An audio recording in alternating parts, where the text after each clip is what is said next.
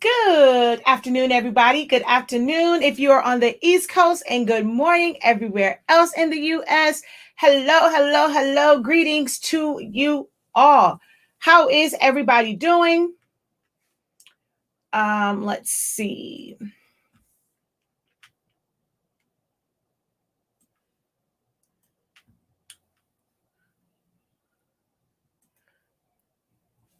I see quite a few of you guys were waiting for the live broadcast. We are on and live. Hello, hello, hello, everybody.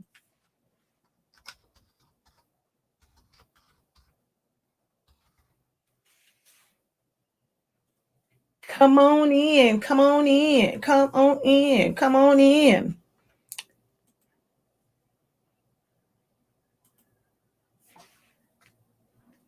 Say hello as you come in. Let me know you are on. Let me know if you can hear me loud and clear. Let me know if it's coming off kind of blurry. I know it's just the title screen because we all know that my internet wasn't that crazy, and I am getting the connection is fairly good. It's not saying it's unstable, so we should be a-okay. But you guys, definitely let me know if it is working properly.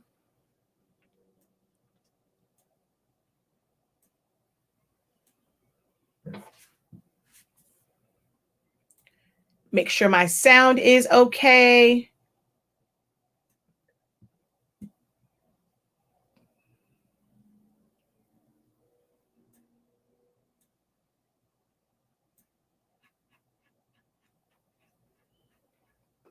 Loud and clear. Thank you, thank you, thank you. Good morning. It's good. Thank you. We can hear you loud and clear. We can hear and see you well. Loud and clear. Thank y'all.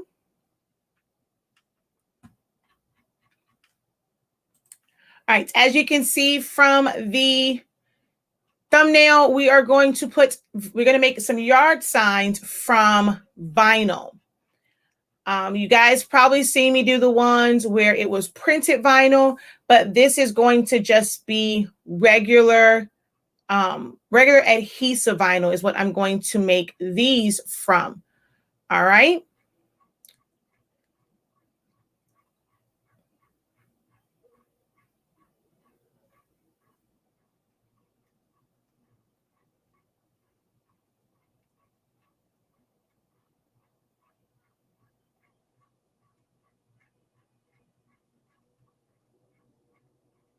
All right, I'm trying to find something real quick here.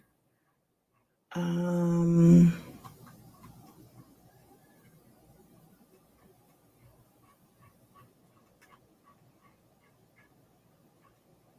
meant to have this up beforehand, but I didn't. Oh, okay, there they are. All right, but I want to start here because that's actually one also. All right. Hello, hello, hello. So I said, I'll be right back. Hello, Miss Cynthia. Good morning, good morning. She says, I'm here, but you're not. I know I had a phone call I had to do and like some other stuff. So you guys have to remember, I schedule these, with good intentions to being on at that time. But we are a family run business. And sometimes I get calls. I pretty much answer our customer service calls. So if I get a call, it kind of throws me off a little bit. One day we'll get to the point to where we're sending calls to a call center or someone else is answering them. But as of right now, family run business, me and the hubby take care of all of that.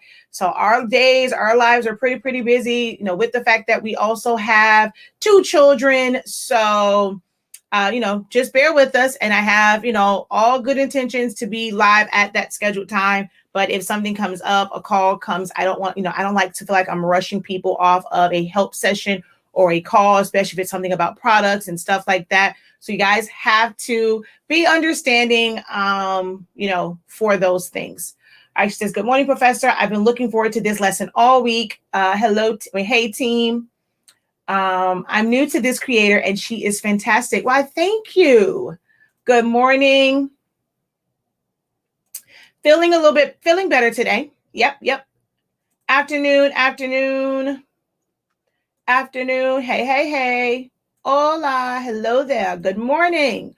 Because I'm guessing you're still on like Central Standard Time. Hey, hey, hey. I made a few yard signs for family and graduation. I love them. All right. Let's see. I know. I hope no internet issues today either.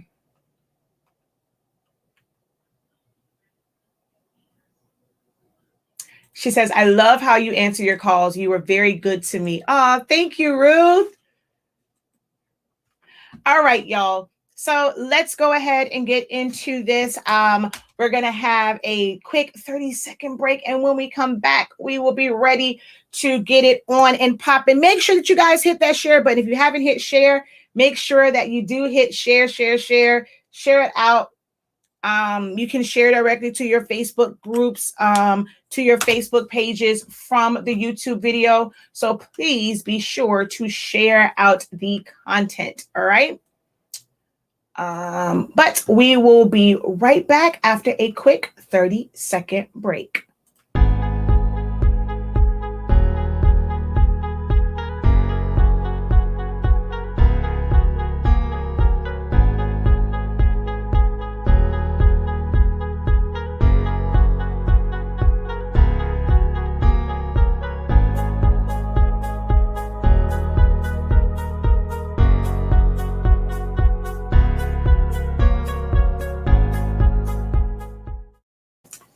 Hey, people!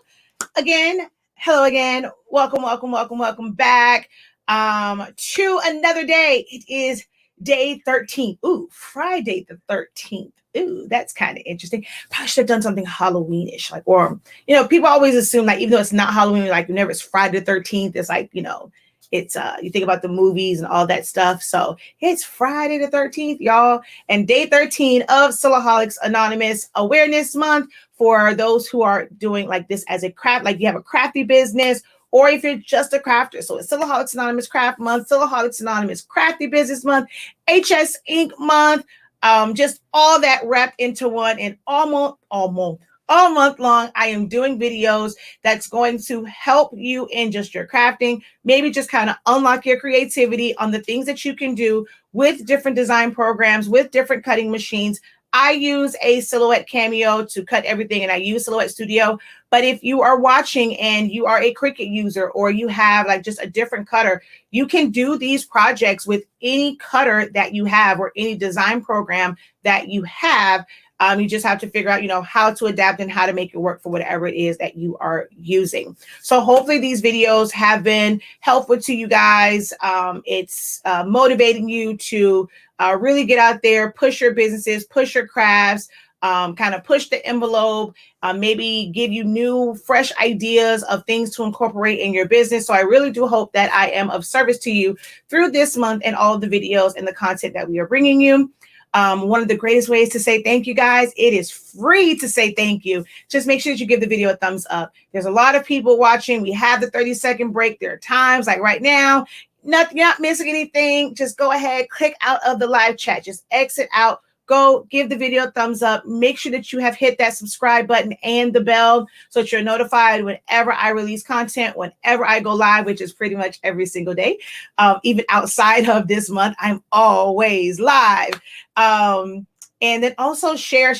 I know some of you are like, well, the people on my timeline don't care. You never know who it can help.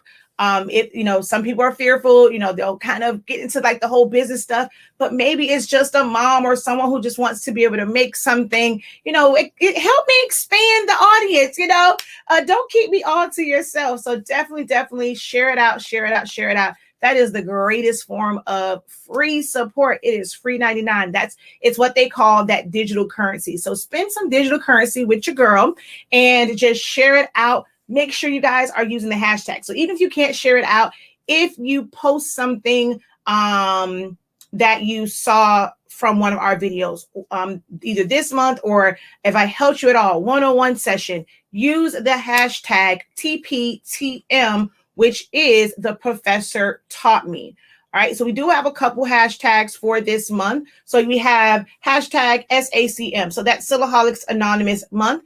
won, so it's the first year. And then SAC BAM, which is Silaholics Anonymous Crafty Business Awareness Month. So that's the way to kind of remember it, SAC and then BAM. And then TPTM, which is the professor taught me. And if you are a part of Team 365 and you are incredible, make sure that you are using that hashtag also whenever you are posting and you've made a tumbler, a shirt, a sticker, a label using our sublimation ink, our sublimation paper, our pigment inks, anything like that. Use the hashtag Incredible along with yours. I would love to be able to go and search those, like when I'm searching my hashtags, and see the posts that you've made and see that I'm helping other small businesses grow and build generational wealth. So if you can just do me that solid so that I know who I'm helping, who our products are helping, just add that in there. Just go ahead, type it out, copy it, and, add it with your hashtags, Incredible, which just lets me know that you are rocking with HS Ink. All right.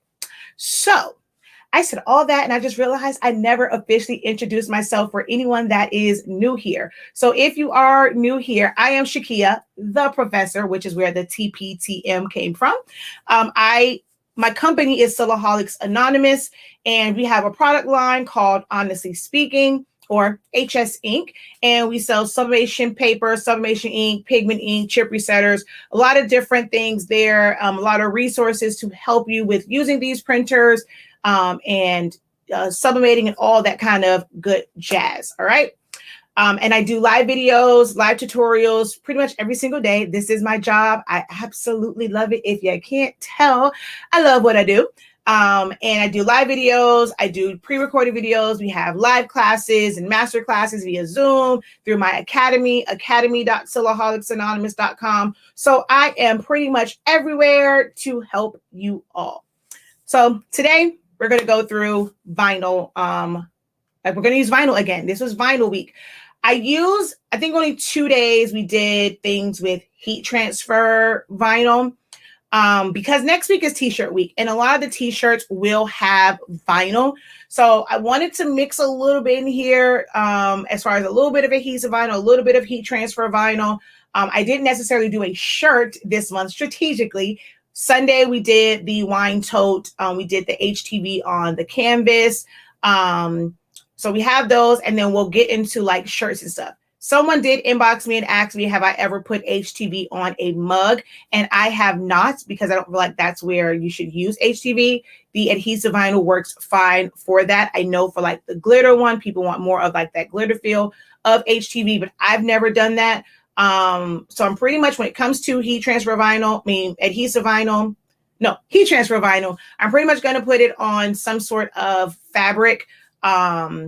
Even like if it was shoes or something like that. I didn't do anything with shoes, but next week we will have videos with putting heat transfer vinyl on shirts and layering them and all of that kind of good jazz. So this week was heavy on the adhesive vinyl, but hopefully it is helpful to you guys if you've never done vinyl before. All right. If you are new here, let me know. Drop a hey, how you doing? Drop the Y emoji, Y reaction. Let me know that you are a first timer, either just catching me, like finally catching me live, or if you're just new to our platform, let me know in the comments. And we're going to get started. Let me just go over here. I saw a few comments. Let's see. Free lessons and much fun. No complaints. Family and business are important. I am feeling better today. Please tap the thumbs up button. Thank you, Miss Cynthia. Hey, Miss Hill. Hey. Very good videos. Love them. Thank you guys for that. All right, Sugar Q, I see your question. Unfortunately, this is not a general Q&A, so I won't be able to address that one. You can email us or go to any of the other videos that kind of go over that. HTV for cards. I've never put HTV on a card. I would use heat. If I need to put it on paper, I'm going to most likely use adhesive vinyl, because adhesive vinyl, one of the things I wanted to do, and I was not able to yesterday, is using foil on using foil. So I do want to do that where I'm going to use the foil vinyl. So if it was like a card or something like that, I would probably use that. There's holographic adhesive vinyl, there's foil. There is some glitter one that's more like a smooth glitter. And then there is like a chunky glitter type of adhesive vinyl. But I have personally never really just put it to paper. HTV is a little bit more expensive. It's not by much, but it's a little bit more expensive than adhesive vinyl. So for the cost of it and with doing like all of those, it would just cost more to do it that way. Also, depending on the type of paper it is, you want to be very careful with what you press to it, because the carrier sheet for the heat transfer vinyl can be sticky as well. There are some that's more of a pressure sensitive one and there's no stick to it. They have more of a matte carrier sheet and you can definitely use those, but you want to be very careful and mindful of using heat transfer vinyl that has the sticky carrier sheet, because that is a really, really sticky one. And if it sticks to your paper, you're going to end up ruining your card. All right. She says she places HTV on cardstock, especially for intricate designs. Okay. New Jersey. She says, thanks, I'll send the email. I love it. It works well, and use adhesive HTV for foil. Hey, barbecue queens. I put it on glass and wood. Yeah. So the one thing that I didn't do, because I don't make very many of them, but you can get like white or black adhesive vinyl and use that, or even just contact paper and put it to wood and make painted signs. Shawnee D from I think is it Shawnee D Designs, I think is what it is. She posted a video where she cut from the adhesive vinyl, put it on a piece of wood, and there's a way to kind of make a where you burn into wood, and it's that thick something, because I know I saw Ken from Ken's Creations. He used it with he mixed it with something. I think he mixed it with color so that he can see it when he kind of brushed it onto the wood. But you could use, I think he was using it with the screens from Chalk Couture or something. But you can use regular heat transfer vinyl, adhesive vinyl, cut that out, put that on your wood. It would be a one-time use stencil, but you can use adhesive vinyl as a stencil. Not doing that during HS Silaholics Anonymous month or HS Ink month, but I will do a video on that, on using adhesive vinyl as a stencil. Although I can't say that. You will see it as a reusable stencil next week. I think it's Monday. DIY screen printing. I actually use adhesive vinyl for my DIY screen print screens. So you will kind of see it as a stencil on Monday, I believe, is the DIY screen print. So you'll kind of see it, but I will try and do like some things for like wood and painting and stuff. I have all these amazing paints that I wanted to do stuff with, and I have not used them. And I definitely got to try and use them before they dry out.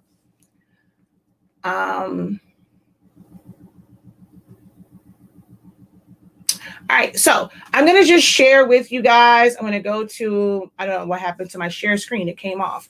So we're going to go share and then go like that. All right, so this one right here is a, it's not quite a yard sign. It was one that was, it was outside of a pavilion. So it was like a metal gate type thing. And so it was placed on there, and it was Velcroed because there's like some little tabs and stuff on the back. But this is all like more mainly heat transfer vinyl. So to cover up the foam board and like the edges so that I didn't have to try and spray paint it. Sometimes using adhesive vinyl is going to be great when you don't want to spray paint. You want to have nice clean lines. You can use it for that. So although this wasn't a like true yard sign because this was on foam board, it's kind of still is a yard sign because it was for a party, and you definitely can make yard signs for parties. So I use the adhesive vinyl. Now y'all got me saying heat transfer vinyl because there was so many comments about it.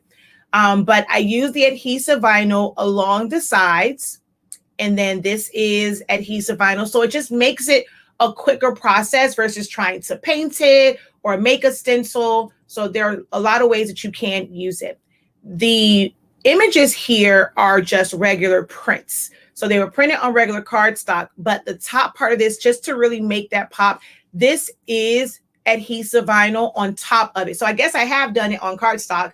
Well, no, I didn't do heat transfer vinyl. I said I've done adhesive vinyl on cardstock, but I put this on the cardstock so that it could kind of pop out from the images. So that is adhesive vinyl on there. And so if I go up here, these are some yard signs for a business. So for your business, for other businesses, if you want to do B2B, business to business jobs, that's a great way. You don't really find a lot of businesses that will haggle you on price when they know, because they're a business owner themselves. So you can get with other businesses to create different marketing things for them, different things they needed for their business. You know, so she's one who was a massage therapist. She's not into like making her own signs and stuff. And this was a last minute order. So the adhesive vinyl made it very easy to do something that was last minute. Whereas, you know, I don't have a UV printer or a printer to print directly to Coroplast. And you can see most of these are pretty much the same. It's just different colors. So I designed this up real quick and was able to really do this like in a 1-day turnaround for her versus trying to find a vendor that could print them. And this does have a different type of feel and shine to it compared to printing directly to them. So you can do it for that. I don't know if I have another like full on like yard sign, but you know, even with businesses, I've used adhesive vinyl for business windows and things like that. So that's like applying it to glass. So a lot of different things that you can do when it comes to, so this isn't necessarily a yard sign, but this board was painted. It was spray painted. It's a foam board. And then the gold vinyl was added to it for the florals and all that. So it hung up behind, I think, a treat table or something like that. A lot of ways that you can use I keep saying heat transfer vinyl, adhesive vinyl. I was looking for the video where I did the yard sign last year, and I couldn't find it. It was a senior one. And if you don't have to do pictures and stuff like that, it's really easy to make yard signs from the adhesive vinyl. This right here is more so cheer signs, but it's made on the same material, the Coroplast, and then it's just vinyl.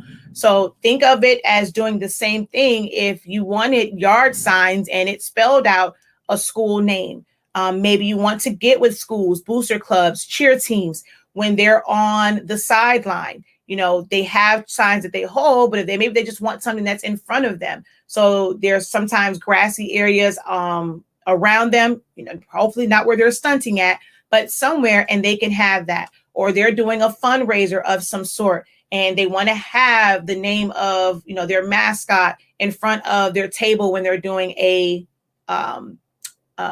fundraiser. There are so many ways, but if you don't think outside of the box and how you market, you know, if you've gone and you've seen Girl Scouts, maybe make a yard sign or make a sign to where when they are selling their cookies, you can promote that to them. Maybe you have a Girl Scout or, you know, someone that sells whether it's cookies or all these other different organizations, and they do the fundraising, they have their yearly sales, whatever. Maybe you're going to make a menu or a price list with putting adhesive vinyl to Coroplast, because the vinyl is waterproof, the Coroplast is waterproof. So I can give you guys ideas on top of ideas on top of ideas on top of ideas on things that you can do with vinyl and Coroplast, because they are both waterproof and they're going to stand the test of time.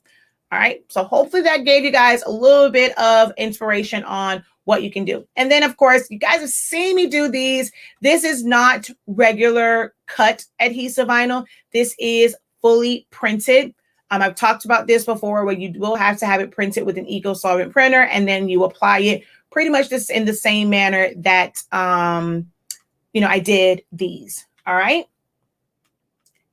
So, y'all excited? Of course, my sign today is going to be in honor of HS Ink Day, our 1-year anniversary from when I not gonna say launched anymore because it really wasn't. I just realized that. But when I birthed HS Ink and had like my logo finalized, I shared with some people, and then I made like the big announcement. So the 28th is HS Ink Day, and so I'm going to make a sign that and I can't put it outside.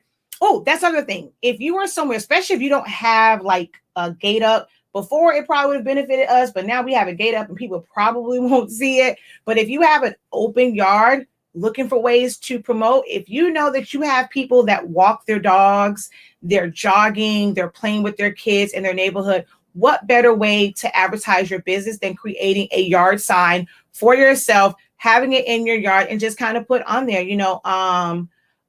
hey, did you know your neighbor creates custom shirts? And have different ones, maybe switch it out. So if they're walking their dog around every single day, have a different sign out every day, every week that just highlights different things, because you never know when they're going to walk by. Maybe, they saw your sign about t-shirts, but that, it never resonated with them. But it might be one day they're walking their dog and they just got an invitation to a wedding. And now they're having to walk. It's like, oh, wait, she can make wedding gifts or things for brides and grooms. So change that out. Maybe they just found out they were prego and, we can make custom baby gifts and baby showers. So make signs for yourself. What I'm teaching you does not have to be something that you are going to directly sell and market as something that you provide, but this should help you with your own business on the back end. So you may not have to buy or, buy stuff from other locations. You can make your own advertisements for your yards or whatever, your own decals and things like that. So don't think that everything that I'm teaching you is something that you have to implement into your business. Take what you need from it and figure out how you can implement it in your business and in your crafting. All right. So let's head back over to Silhouette Studio. And I'm just going to go through real simple on how you would set it up, just as far as like sizing and things like that.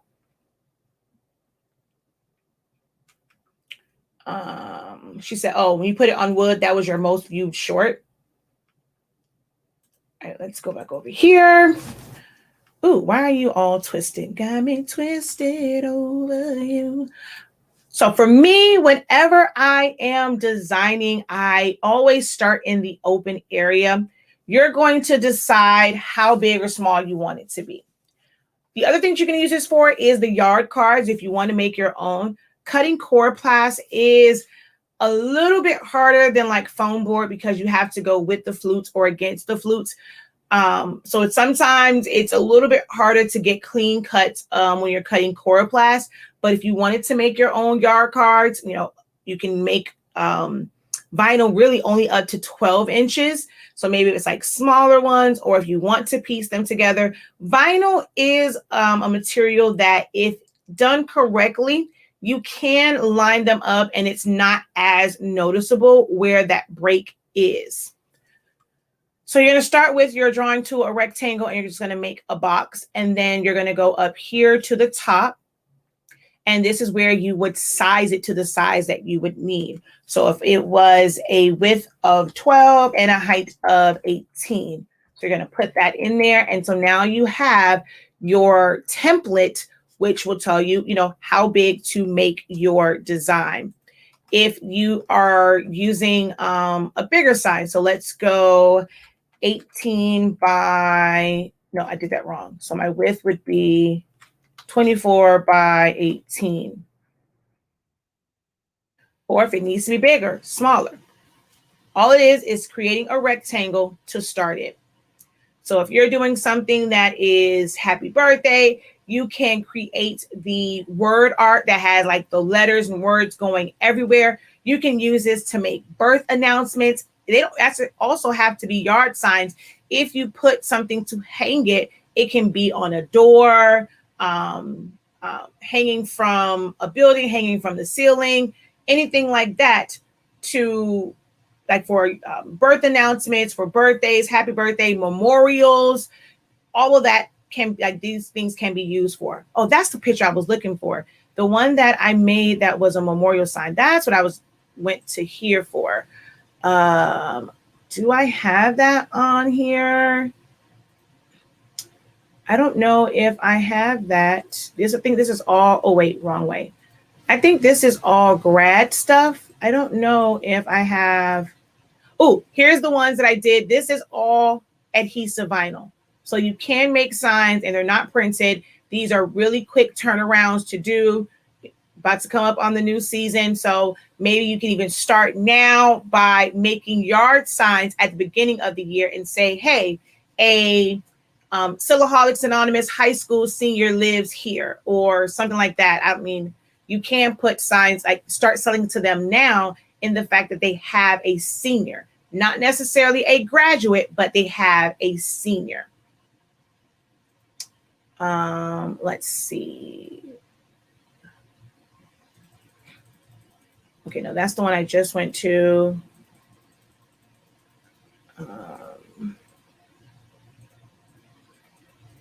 Okay, so I don't have that one on here. I thought that I had it on here, which was the memorial one, but I've made memorial signs, memorial yard signs with it as well.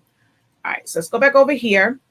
And one second, because I don't know which one is supposed to open up. Hold on. Because it's so much stuff up here.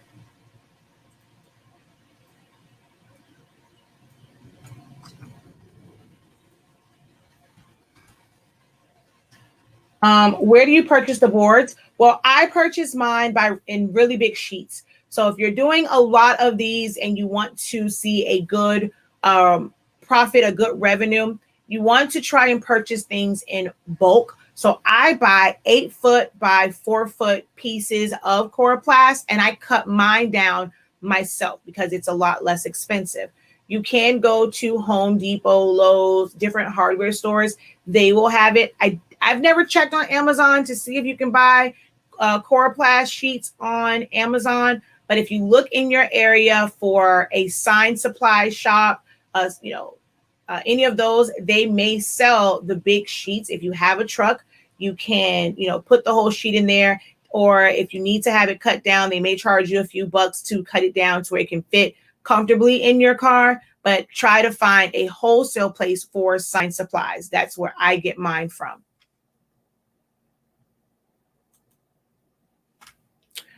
All right. So this is a bit of an odd size because this is just a piece that I had left and I'm going to go like up and down. You just use this literally as your template. As you are designing and putting things in here, you're using this to know how small, how big to make items. I have an academy where I go over design, and my academy is about teaching you graphic designing via Silhouette Studio to be able to do, just different things within the program. So this is kind of like my signature font, which is Lemon Milk. And I think this one is Bell somebody. I can't remember the name off the top of my head. Just wanted to kind of show how this part is done with the vinyl. I wanted it to be where this was not directly on top. And then this is kind of cut away. With vinyl, if you can get it to where they're not overlapped, where the edges overlap, it's better because that creates an area where there's a line of demarcation. And if you don't rub it down and burnish it down really good, it can leave a gap, which can make your vinyl lift up. Dirt and debris can get under there. So when it overlaps the edges, you can kind of compromise the vinyl. So you want to make sure that you burnish it down really, really well, or create it to where it's a gap there and it's going to be vinyl to material and it's going to touch it. It's not going to overlap on top of another piece of vinyl. Now, this one, I am going to overlap on it, but I don't have, like, it's not on the edges. It's in the middle. So overlapping on things like this is not a bad thing. It actually is great for smaller pieces because it will adhere to vinyl better. So this one, like this style and the way this is set up, I recommend layering right on top so that you don't have a lot of open gaps if it's not exact. But if it's something that just kind of goes, across something, definitely, oh, wait a minute. I did not. So this, I just realized that I didn't do it for this. So my 1 year, you're going to kind of get to see that with this one.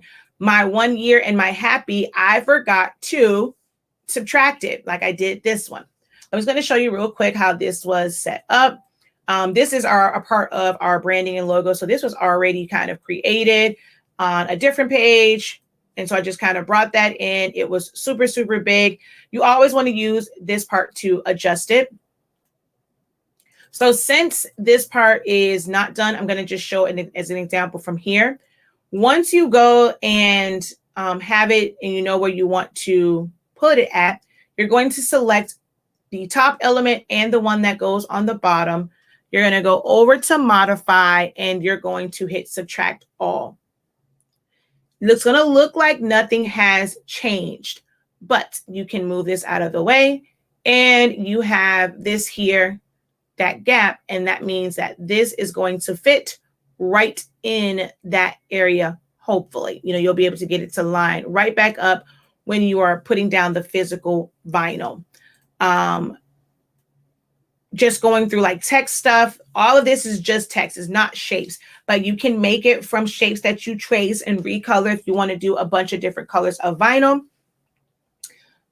With the way that this is set up, I am one where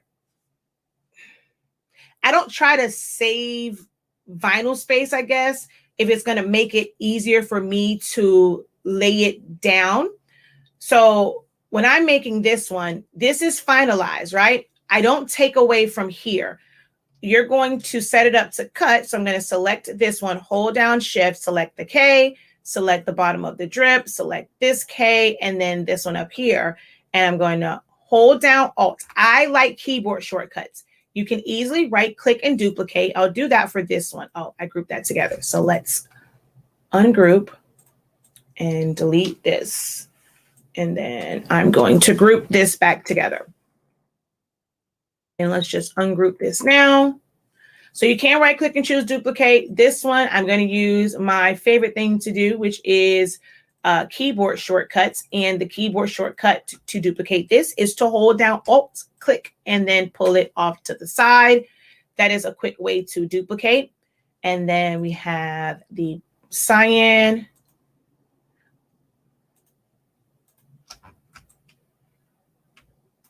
And then black.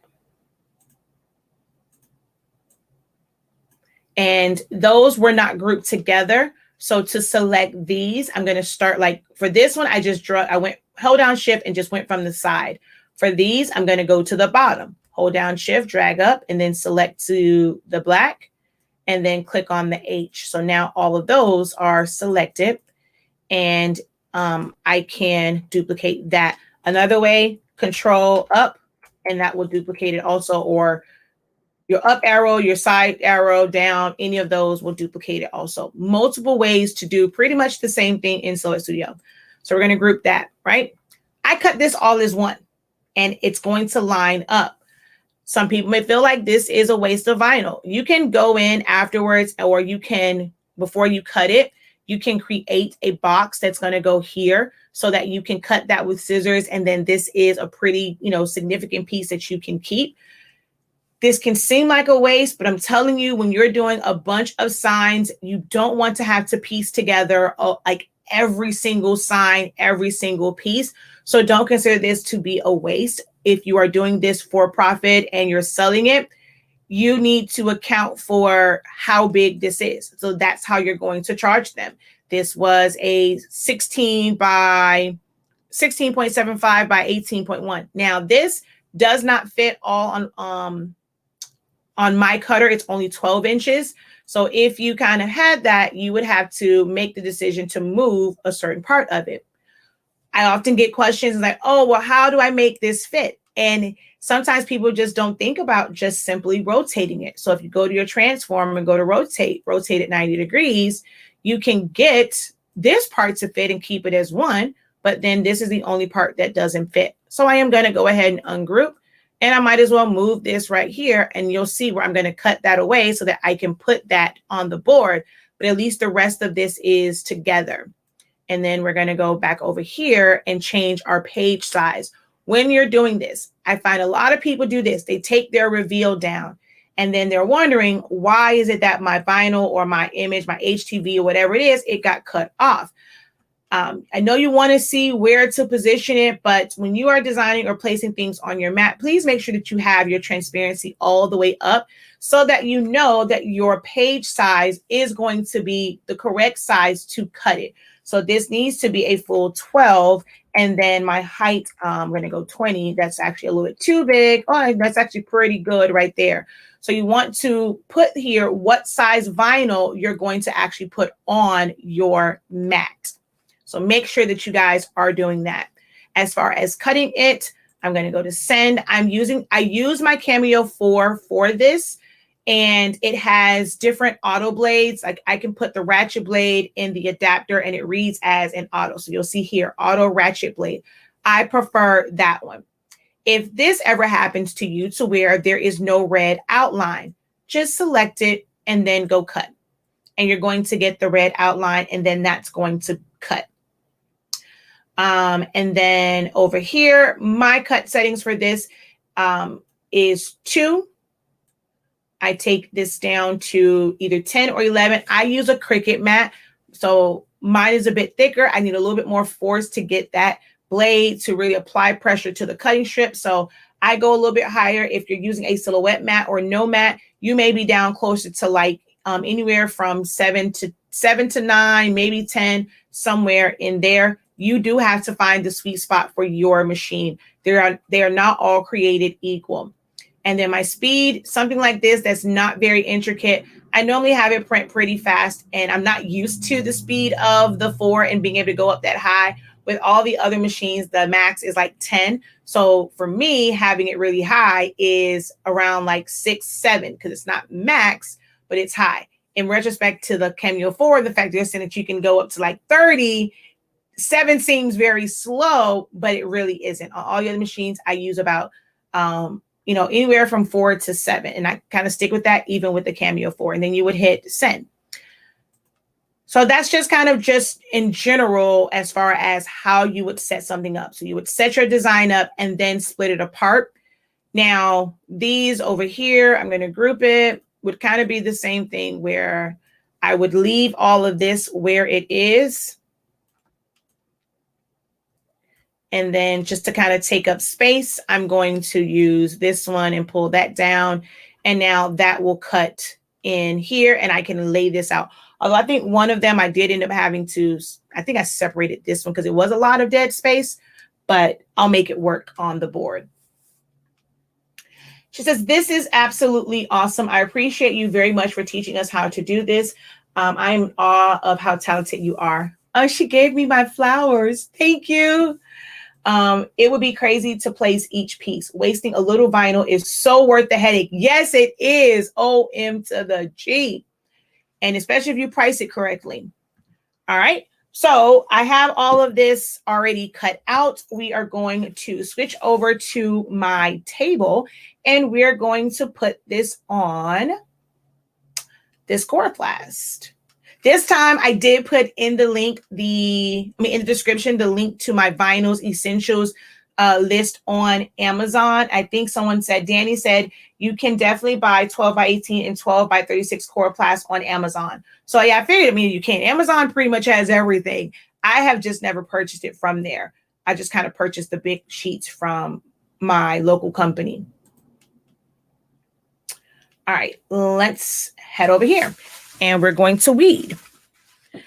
I forgot my weed boxes or my weed borders for some of these smaller pieces again. So I'm going to cut kind of a box around some of these pieces so that it's a little bit easier for me to weed. And if you forget your weed box, this also shows that you can kind of go back in there and just create those boxes. Ooh, hold on. Trying to grab my phone so that I can see comments when I'm over here on the other table. So let's see. Got to bring up StreamYard. If you guys have any questions for me while I'm bringing up StreamYard again, feel free to go ahead and post the questions if you have any questions for me.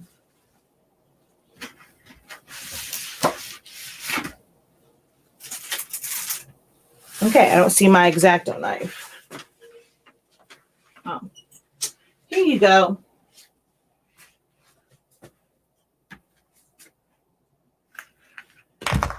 So I already have my Rapid Tack in my spray bottle, just makes it so much easier. But I am going to be using my Rapid Tack to put this on here because it's going to make it where it's easier for me to maneuver it around. For the ones that aren't, how can I say, the ones that aren't in place. So having this allows me to kind of set it a little bit better. So I'm going to put that down on the ground and let me go into here.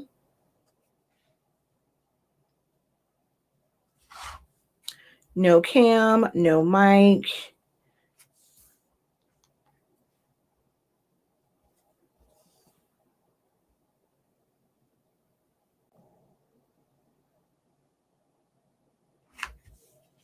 All right. So let's go ahead. Oh, wait, there's some small pieces in here that I know I need.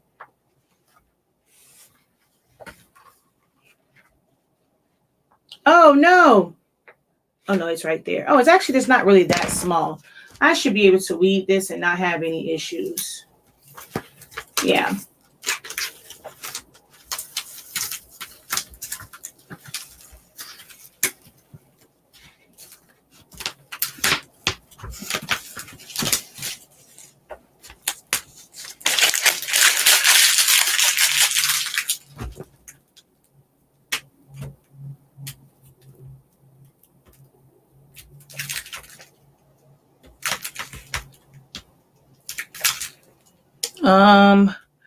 How big is the sign that I'm making? I don't know. I just showed it on there. Hold on. Let me go back to the computer. I really don't remember. I just used a scrap piece of Coroplast that I already had. It is 18 by 21. Actually, I think it's 19 by 22. But my design, I made it 18 by 21. Yeah, this was just a scrap piece that I had, and it's going vertical versus horizontally.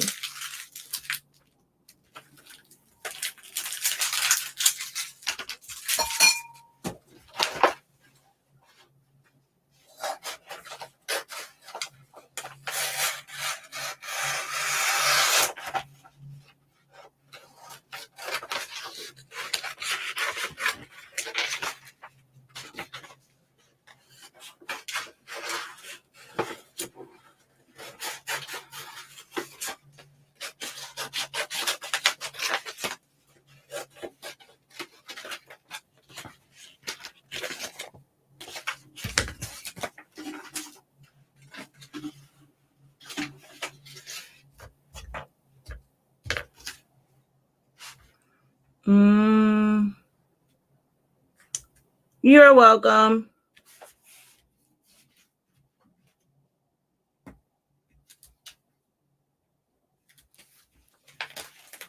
Oh, I wanted to show something on here. This is a really big piece. You can actually set this up in Silhouette Studio to cut for you also. But sometimes if you create like little cuts, I gotta make sure I'm not cutting anything off. And that's why like certain colors, it's better to do it in the program because you'll end up cutting into areas that you don't want to cut into. But if you have it where it kind of cuts off certain areas, it's going to allow you to weed this and weed it in sections, because when you have really, really big pieces, they can fall, you know, and stick to it and mess up your whole big cut. So you definitely can create these cuts in Silhouette Studio before you even cut it and let the machine put those weed lines in there for you. Or do it after the fact yourself. See, like right there, it kind of got caught. All right, so why is this not? There we go. Oh no. This one wasn't a really good cut for some reason. All right, there we go. Just that one letter.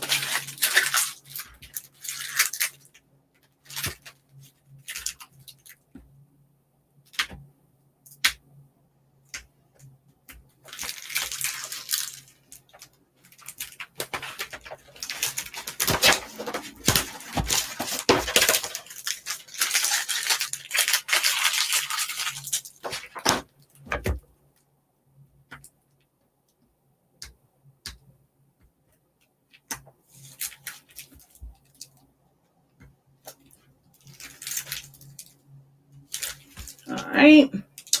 You guys have questions, feel free to answer them. Because I know going back, and if I go back and watch this and it's like dead air, it may make people want to kind of turn away from it if it's dead air. So if you guys have questions, definitely post them. That way I can answer them and we don't have as much dead air. I'm working, but I can multitask.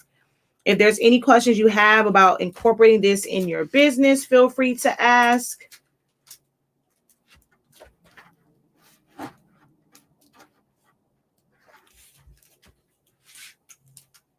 I was like, why is there a big break? But INK goes there.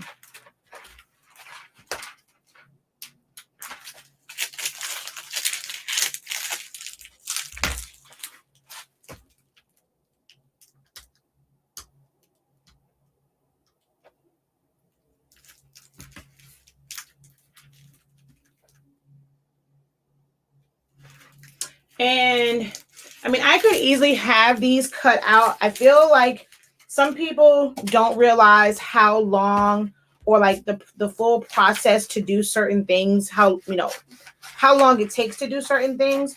So I'm hoping you guys are okay with the fact that I do the full process on the live. So it gives you an idea too of when you are pricing these, on average. So if someone who is kind of familiar with it, if it takes them 20 minutes to do a whole sign, or 30 minutes or an hour to do a whole sign, I know that I can expect at least that. And when you are pricing it and you are accounting for your man hours, you'll kind of have an idea. Because a lot of people think that these are really, really quick and easy to do. So you have to design it. You have to set up the design to cut. It has to be cut. It has to be weeded. Depending on if you were trying to save vinyl or not, you may have to cut certain areas out to prep it and figure out where things go. So there's a lot to this, and you got to make sure that you are pricing accordingly to the amount of time. Just the time that you do go to put it on there is not the full time for the job. The setup, the prep, the weeding, like all that is a part of it. Okay, why are you... we had a few bad cuts there that didn't cut all the way through. Well, it cut through, it's just not releasing very well.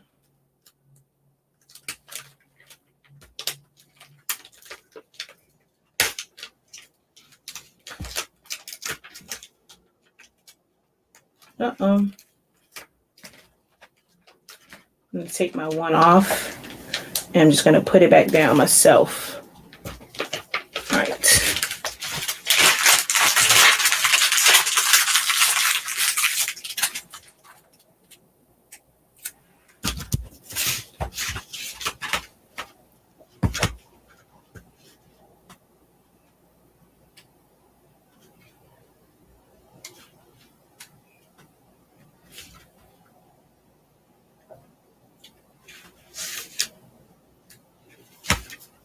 Okay, read that part out.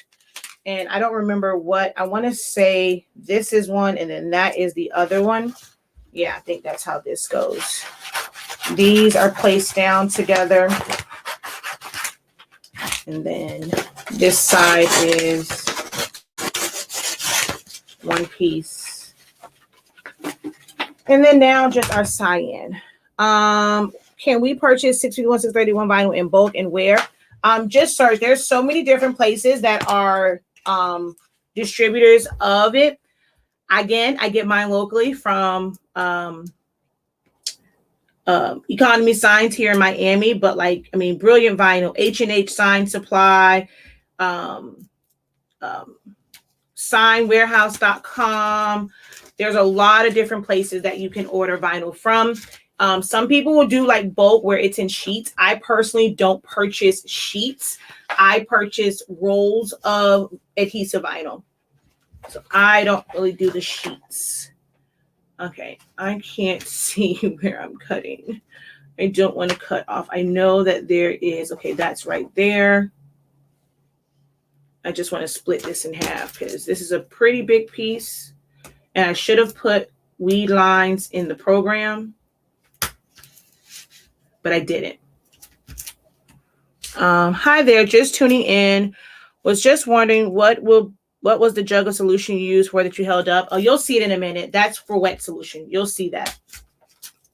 If you haven't seen some of the other videos for this week, you'll see it in this one. It's a wet solution that's going to help me position this, because there are pieces that they need to line up. And when you use a wet solution, it really does help you be able to line them, because it doesn't immediately stick to the surface.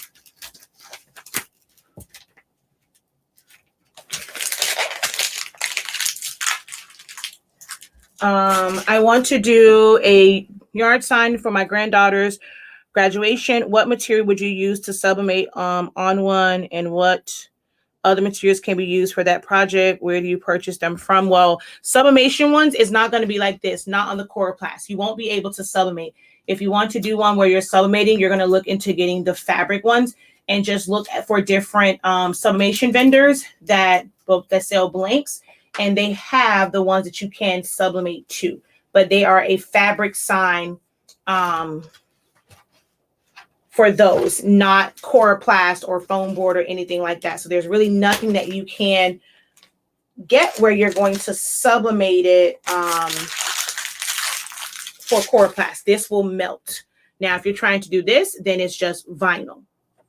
You can get adhesive vinyl from pretty much anywhere.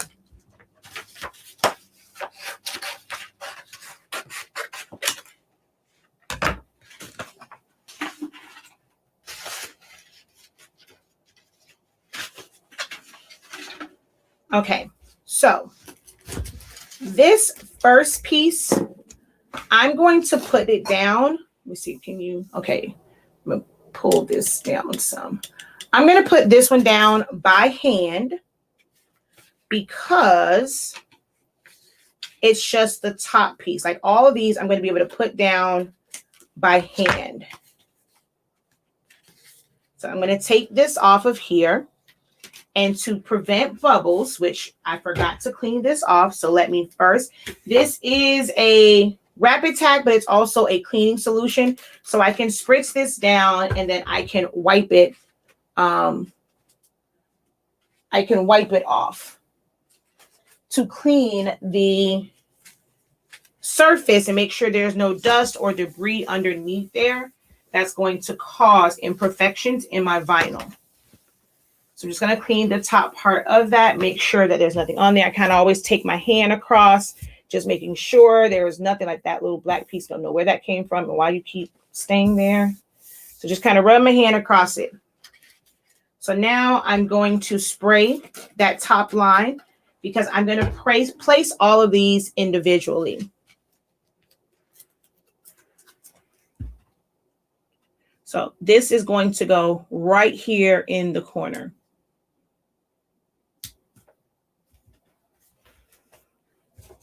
And that just makes it to where if it wasn't in the right spot, I could see how that moves.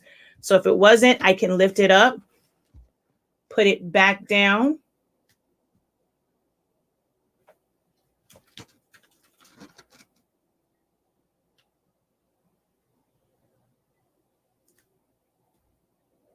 And really get that to line. Just spray the back of it. It's not as wet anymore. So I can move this around to really get it where it needs to be, since I had to hand place this part. All right, and then I'll use my squeegee, push that fluid out, and that's what's going to help it stay down. I should actually never really be using this side, because it's no transfer tape on it. This is why this is called a wet squeegee, because this isn't going to leave marks. If you use this side, it can leave marks on it. You also don't want to use these for too long. It's actually time for me to retire this, because as it starts to wear down, that can leave scratches on it. So when you're doing wet application, you really want to keep a couple of these, like this part, because you can easily take this part off and put another piece on there, either the soft part of Velcro, or put double-sided adhesive on like the little the little mats, like they're not microfiber towels, but y'all know I'm in Miami, so it might just be a Miami thing and with like Spanish. But they have like little things that you clean the floor with. That's all this is, with double-sided tape on it. All right, so black. The next one is the cyan one. So I'm just going to peel this off. Spray the back of this. And that's, let me spray this too. And that's just going to help me position this where it needs to be. And I can move it around until I have it exactly where I want it. Which this has a little bit more of a gap to it. And actually, I'm going to do my yellow one first, or my yellow one next, because then that'll help me space out my magenta and cyan.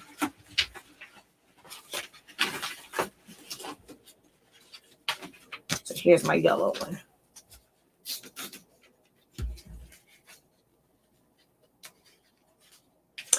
If you have like the magnet ones, yeah, you can use 651 on it. Those can also be printed, but you can use it. I use that for, I used that when I worked. I had like a van, and I worked for like Brinks and stuff. And on my car, I had a magnet one, and I had my business stuff on it. So you definitely can use the magnets, the ones that's a magnet, and put your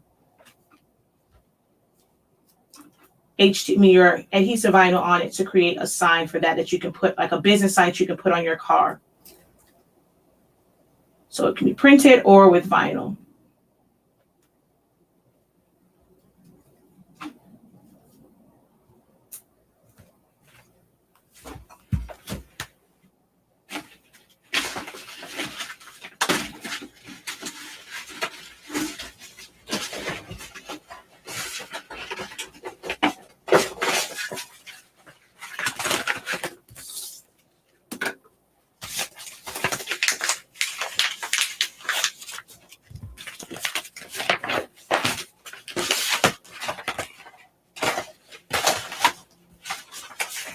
All right, let's put this off to the side real quick. I am looking for, where did it drop to? The magenta one. It fell on the floor, I think, on the other side. Yep. Nope, that's not it. Where did the magenta one go? Told y'all that don't be me. Stuff just disappears.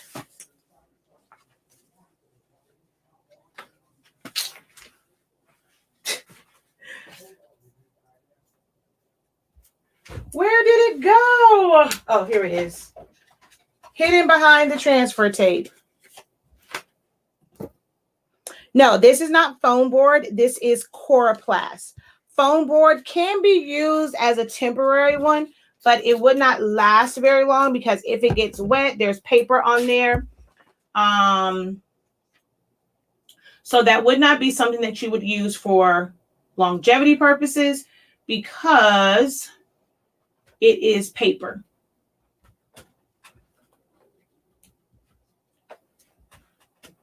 So this is Coroplast. It's a plastic. So it's going to be waterproof, just like the vinyl. Okay, yeah, so now this is, and see, it's still not stuck down yet. So now I know where to position this one so that it's evenly spaced between the magenta and the black. So that's why I wanted to put the yellow one down first, the yellow and the black down, and then the middle ones, I can figure out the spacing. Oh, come on.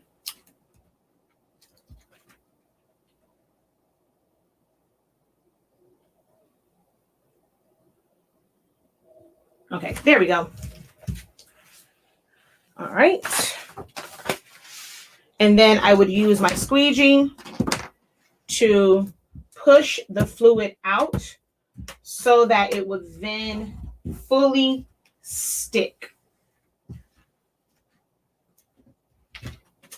I think that's the one I cut wrong, but it's fine. All right.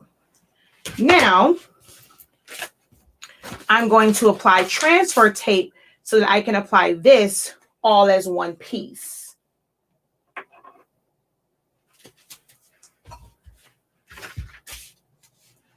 You gotta make sure that there's no fluid on here. Just gonna wipe this down.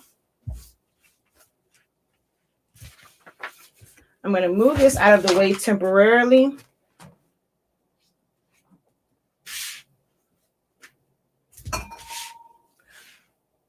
Oh, that is me all the time. That's me all the time. I lose stuff in 2.5 seconds when I'm on live. Just had it, just weeded it, and I will lose it in a heartbeat.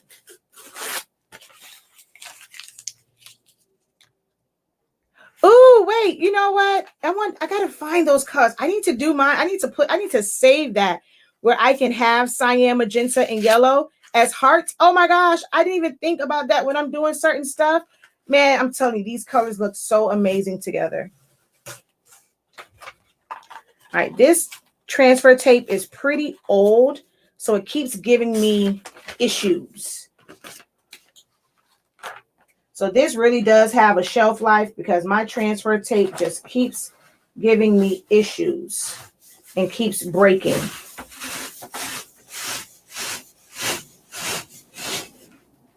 All right. So it's going to take 2 of these. I'm not going to be able to get it done in one. So I have it on the end. And I'm going to try and get it as straight as possible and slowly roll it down to help prevent bubbles in putting down your transfer tape. If you have ripples when you're putting down your transfer tape, as it picks up your vinyl, it is going to create air pockets also. So you want to get that down as straight as possible and as evenly as possible to prevent air bubbles or air pockets. Okay, and now I need to do this part of it. So I'm going to take one more nice long piece here.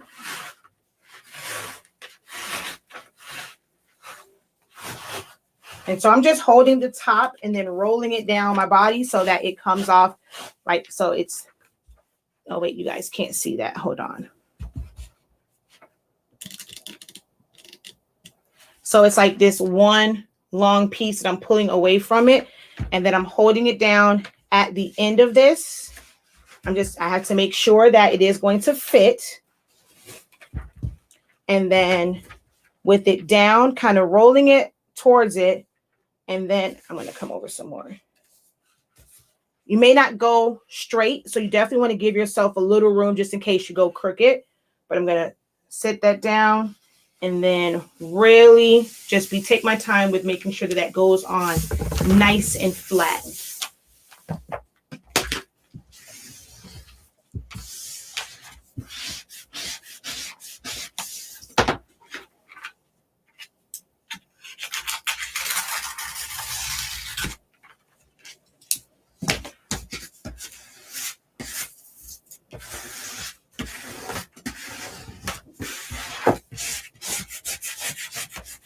Okay, and then for me, I like to cut it down, cut away the extra. So whether it's scissors or you're using an X-Acto knife, I just like to cut away the extra tape. It just makes it easier to maneuver and deal with, in my opinion. It's a lot easier for me to deal with the bigger pieces when I don't have all of that extra tape on it.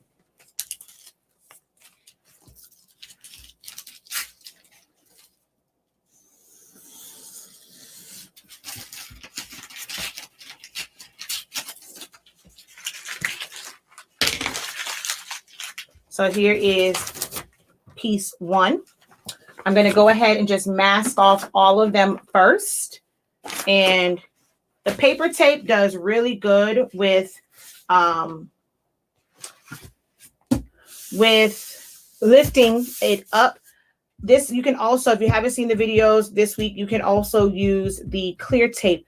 But clear tape doesn't allow for you to use the wet method because this paper will absorb it, whereas with this, it's just plastic. So it's harder to get it to dry out when you're using the clear tape. I just want to press this down into the transfer tape. And you can use this side because the vinyl is protected by the transfer tape. And you want to be on a nice solid surface when you are burnishing it, so that it helps it come up. So I'll pull it back first. Oh, come on. Pull it back slowly. Press it into the... You want to try and get this to come off smoothly without lifting up, because as it lifts up, that can also create air pockets. All right, so I'm going to try to do this from this side. And really push it into. And also it's how you cut it too.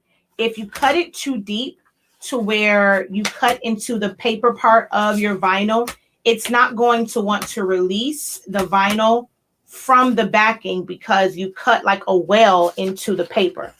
So how you kiss cut it is also very, very important.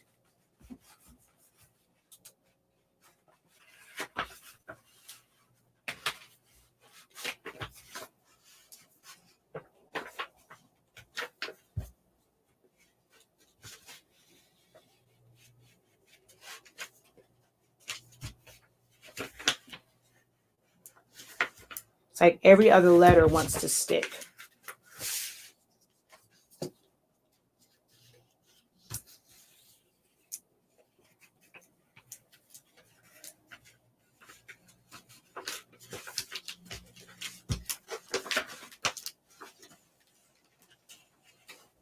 All right, so that's done. Okay, so that's ready to go. I'm going to do the other colors.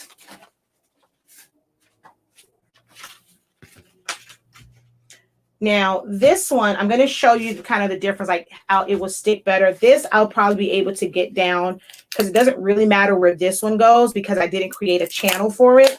So for this one, I am going to use the clear tape just so that you get an idea of the difference in the two.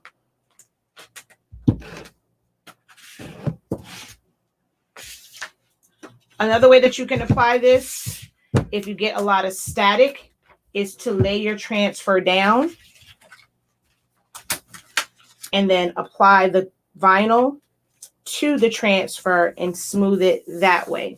If you get a lot of static where it's trying to pick it up before you're ready to put it down, lay your transfer tape down and put your vinyl on top of that.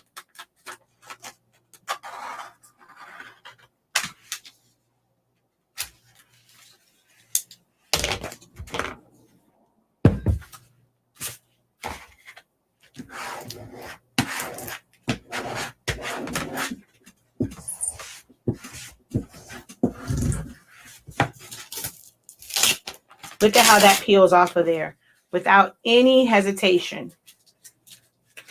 So it can be better to use the clear one, but for such a big piece, I definitely want to use the option for wet, or I could use the hinge method and I can use the clear and then use the hinge method to get it down also. I may do a combination of both.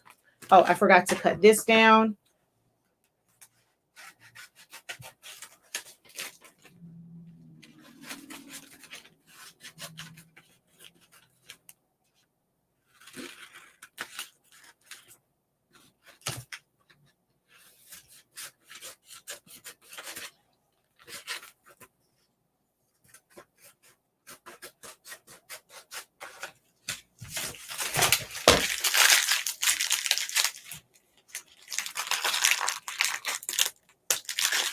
She says, these are some great tips. That is Jean's cutting the extra tape away. Hello, when making yard signs, do you have to make sure the corrugation of the coroplast is vertical? I'm wondering how they stood up in the yard. So not that it has, yeah, so they have to be vertical. So you can do this where it is a sign that is 18 by 24, but the flutes are to the bottom, and then you can put your stakes in it. Or if you make a longer sign and it say it's 24 height and 18 this way, your flutes still need to be at the bottom. So it doesn't have to be a vertical, like it can appear to be horizontal. It's just your flutes have to be at the bottom.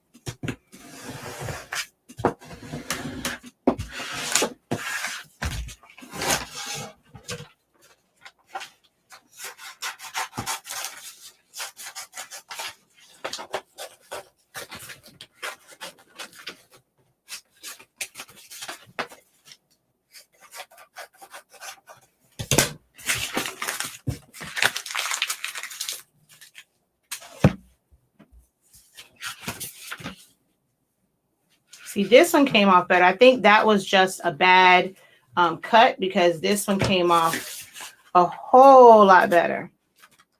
So I just think that one was a bad cut. As far as I think I cut too deep on that black one. Okay, this one has some really small pieces. Sometimes when you can just get it to stick one good time, it does work out better. Because if you wet it, if it's not all the way down and you lift it up, you can move, like these smaller loose pieces can move around because it is still wet and it's meant for you to move it around. So you kind of have to decide, like, you know, when you're doing something, what's going to be best in how you set it up, because it can be an issue. You know what? I don't want to have issues with this one. I'm going to use this one. I'm just showing you guys a bunch of different techniques that you can use. I'll use the parchment paper method to put this one down because it has that really, really small piece there.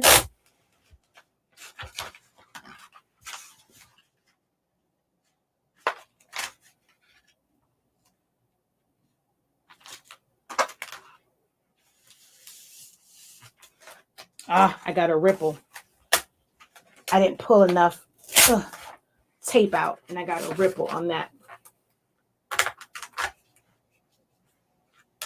think it's time for me to change the blade on this X-Acto knife. It's not cutting very efficiently.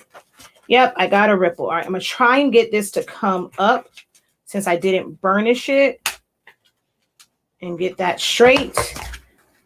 Make sure that my vinyl is down. And now go back over this. So don't fret if you happen to not get it down perfectly. Hopefully this video will also help you guys. I'm not perfect, so hopefully this will also show you how to work yourself out of a jam. Like if you feel like something was not ideally put down, you know, something didn't go as planned, don't be frustrated by it. You know, understand that there are ways to correct it. You just have to know how to make those corrections.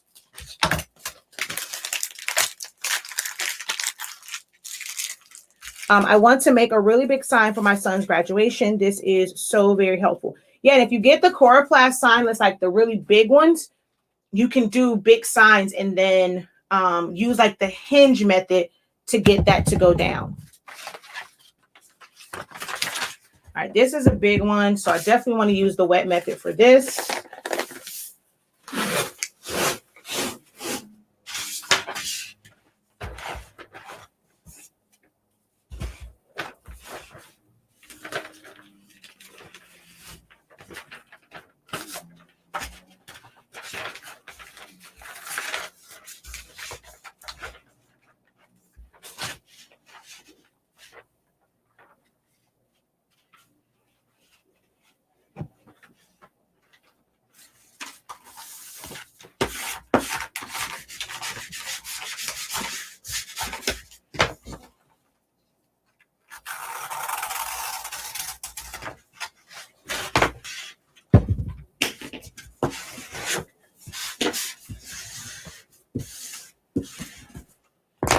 And I'm going to cut a little piece off of here.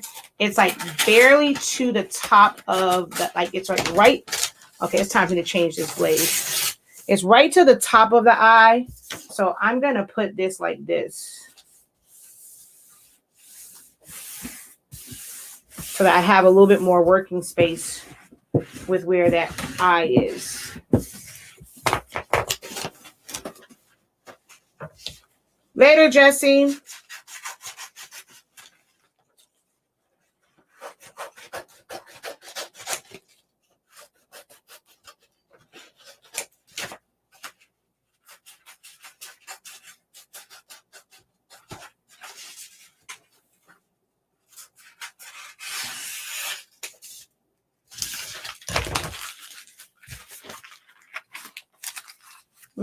That's not everything, is it?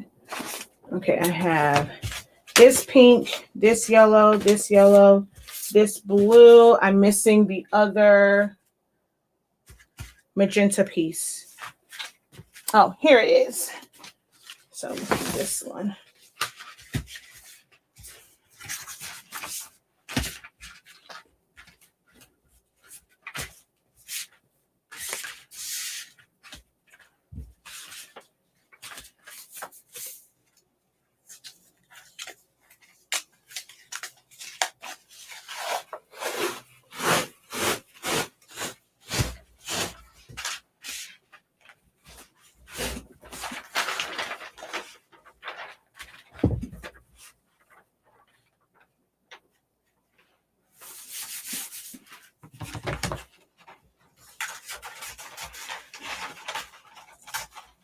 Oh no, what happened to my comma? I'm gonna have to put that on afterwards. I'm gonna have to cut a little piece again. My comma's missing.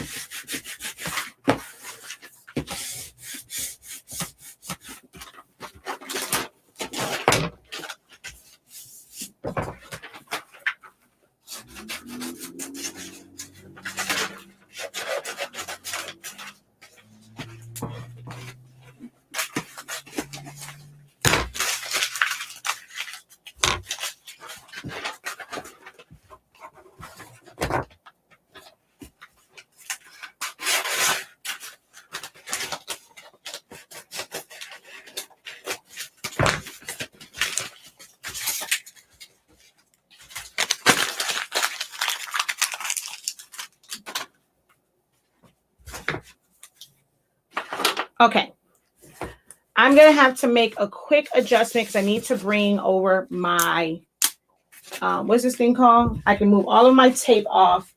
I need to bring over my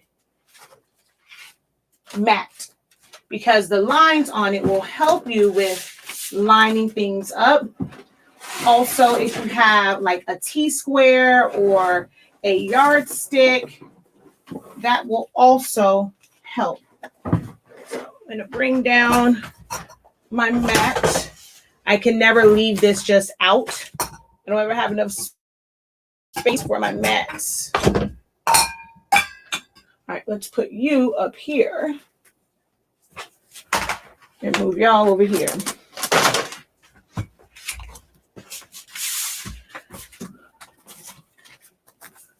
All right, I'm going to put this back here.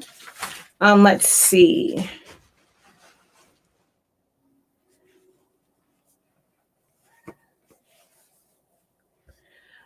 For photos, I have mine printed when it's just a photo. I have it printed on adhesive vinyl. So you guys saw me do the really big yard signs in like May, June.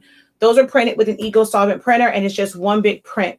If you want to kind of mix the two, you can try and find printable vinyl, printable stickers, and print that and do a print and cut and be able to put that on there and then use adhesive vinyl. But normally if I'm going to do printed, I have it printed to one big piece of printable vinyl and put it all down as one. The plastic is Coroplast. You can get that anywhere Coroplast is sold. So that's the name of it, Coroplast. And then as far as the liquids, there is a link in the description that goes to Vinyl Essentials on my Amazon, and it's just Rapid Tack. So I use the lines where I'm going to line up the bottom to where it's straight on a line. My sides like is lined up on it to where once I go to place my, once I go to place it, I have an idea of, you know, like where to position it at. I normally use a, my 30-inch, but I'm not going to even be able to use that on here. So I'm going to have to do a different way of doing this because I'm not going to be able to fit my 30-inch ruler. Maybe I can use this one to just kind of help me with that. All right. The magenta one goes on top that says happy, but I have to put the black one down first. So I'm going to just use a piece of tape here. And I'm going to position this where it's supposed to. I was like, wait a minute, that don't say happy. All right, so let's go. I think I had it like, where did I have this at? Happy was over this part. So it's on the Y. So I'm going to put this here and tape it. I need to know, because I'm going to put the black down first, but I need to know where to put the whole thing because this is the top. So I'm going to have that tape down and I'm going to just position everything out. So there is that part. I think it goes up a little bit more. And then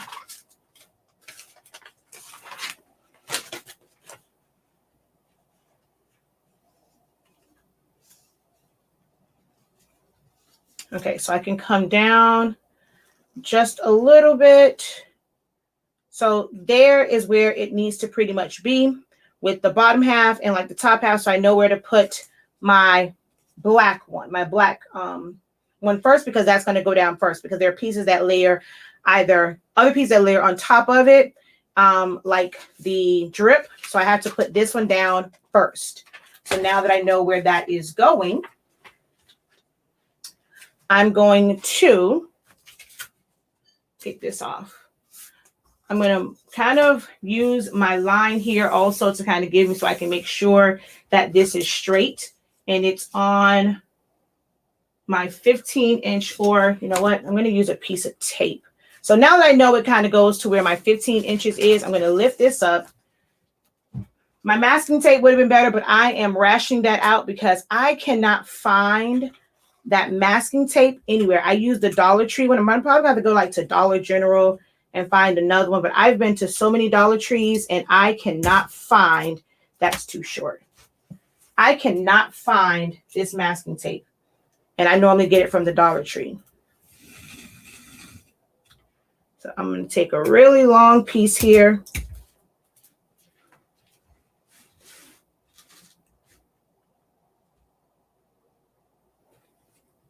And now I have to redo this because I don't remember where I had my board at on the bottom. So let's put this back.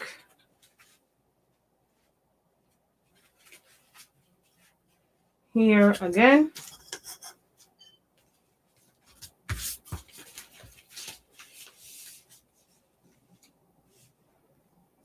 So now it's actually at about like, so I'm going to move this up to where it's right at 16.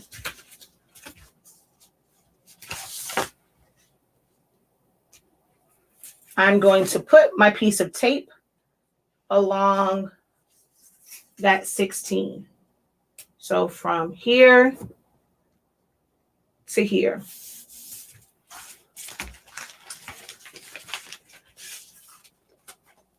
I'm going to peel this back and cut this piece off.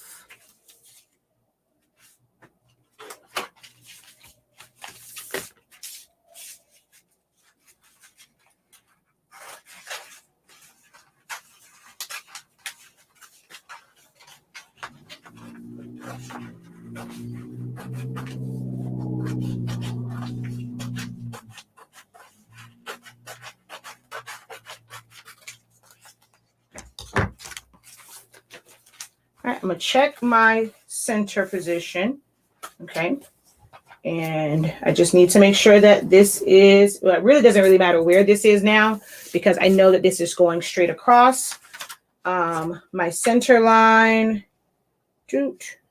wait. I should have kind of counted it before so I knew where my center line was. So I'm just going through, marking it. Okay, so my center is here, which is like between 11.5. So I'm going to kind of eyeball that.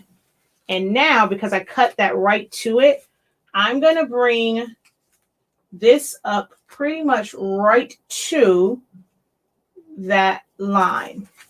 This top part, I'm going to tape that down to the board.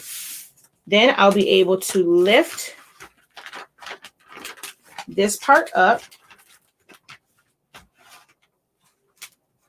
Uh-oh, you stuck back down. Oh, crapola. Hold on. Please don't move, line. It's stuck back to the backing. So I got to make sure that it's all on the transfer tape. Which, you know what? I can actually take this whole thing off because I'm going to use the wet method anyway. So it's fine. I'm going to spray this down, which I need to clean it. I never cleaned this bottom half. So let me clean that.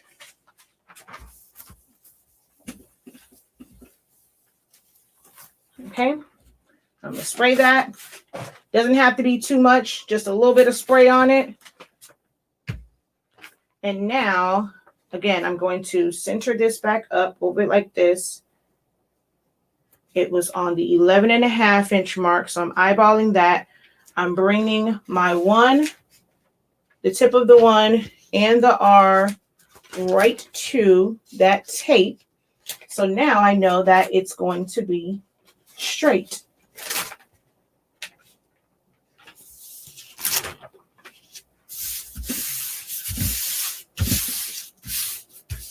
And now we're going to squeegee this out so that I can remove the transfer paper.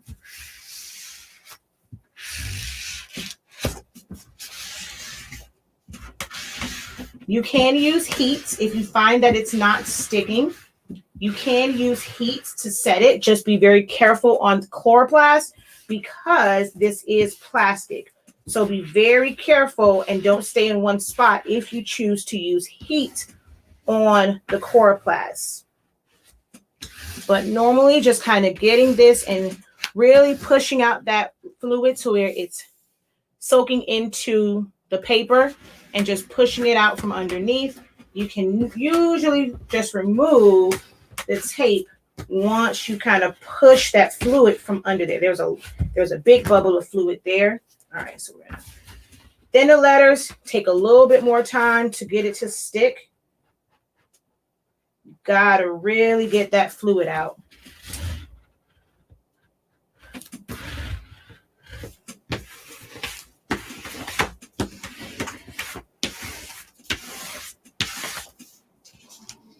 See, up here, we're good, but the bottom ones, not quite. I'm going to lift this up because it is on the tape. So my honesty is that the H isn't quite stuck to where I can remove the tape. So still got some under that A.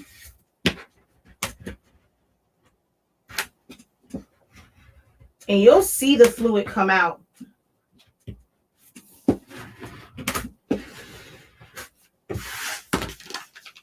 See, now I push that fluid out. This is going to come up a lot easier. Let's make sure we got all of that out.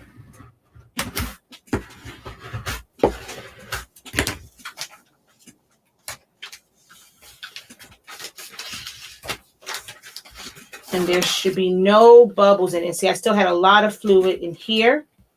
So I am going to still go over it to make sure I kind of get out any fluid. That's when I'll use this side. Just making sure there's no fluid underneath it so that it doesn't move on me. And let's get the rest of this out. There is 2 layers of paper here, so just making sure I get enough pressure on it to get that fluid out.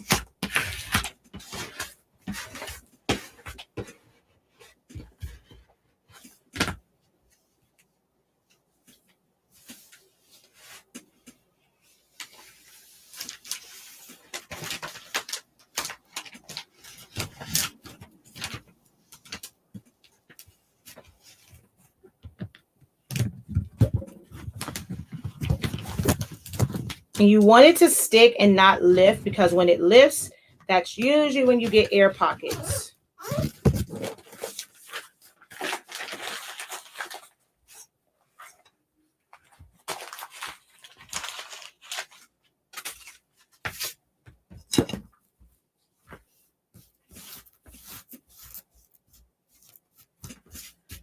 So now that I have my base, it doesn't really matter how I do everything else because this is going to help me line it up.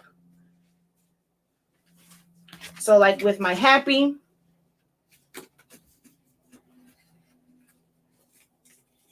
I'm going to cut this, and this is that hinge method. Push that back down. I'm just going to use this tape because, again, I don't know where my masking tape is. Well, I know where it is. I don't have that much. So we're going to take this one. You're going to put that tape, but the thicker the tape, the better. And you're going to put it on either side of that cut line. Come on, tape, crazy tape.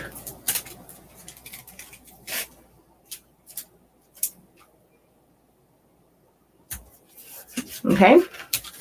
And then you're going to position your vinyl. And you can still somewhat see through it. And I'm trying to actually get it where it's not overlapping that much. Okay, you're going to tape it down.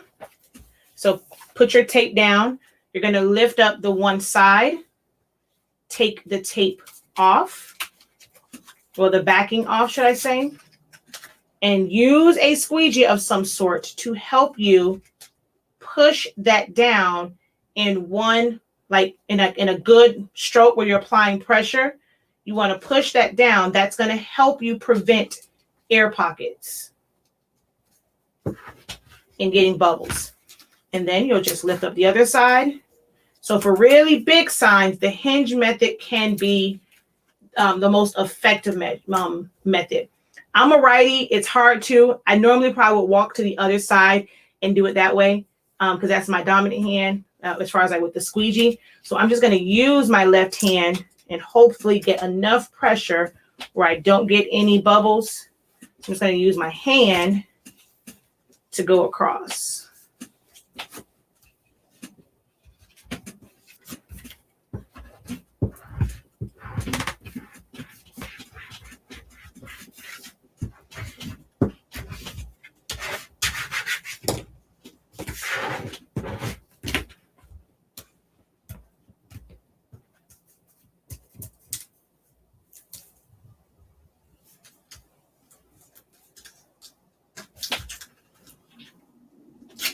Pull it off at an angle.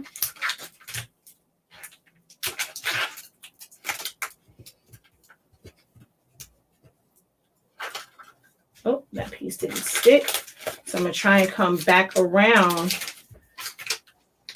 so that I can push at an angle to help keep that H down. There we go.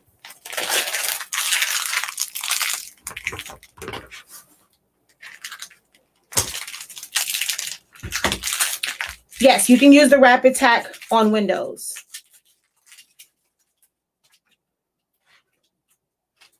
All right. Let's go to this one.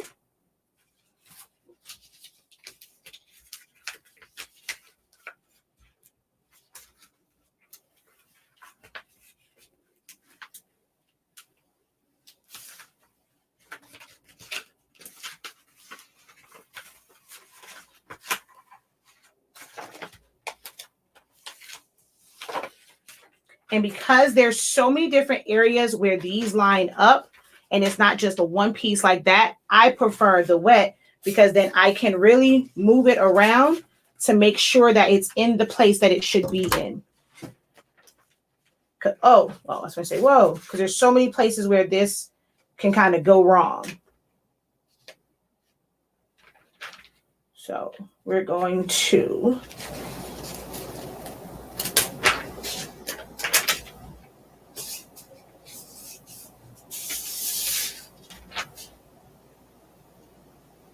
and I think I have too much. Actually, you know what? I should start with the K because that touches this. So let me put this off to the side because my K is going to be the better one to start with because it goes like there is an actual registration area on that. So with my K, I definitely have to dry this because I put this on the plastic one.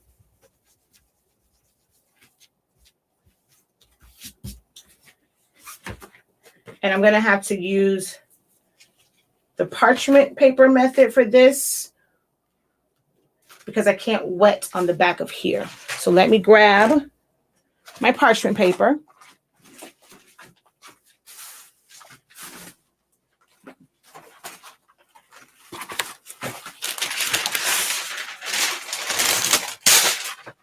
Now, if I would have used the wet method, I would have been fine, but I just wanted to show you guys different ways of applying the vinyl. So I'm going to put this where the top edge is hanging off of my parchment paper. I'm going to line it up.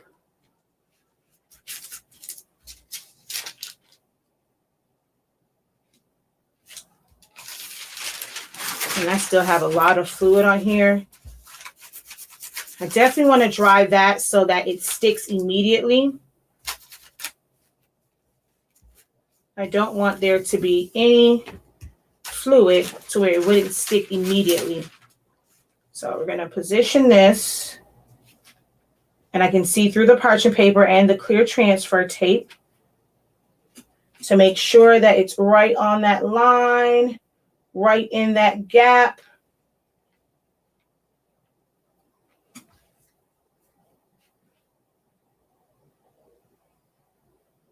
Okay.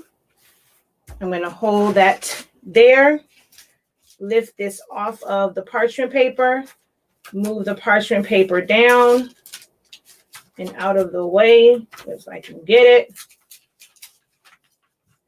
And then use my hand to guide this down.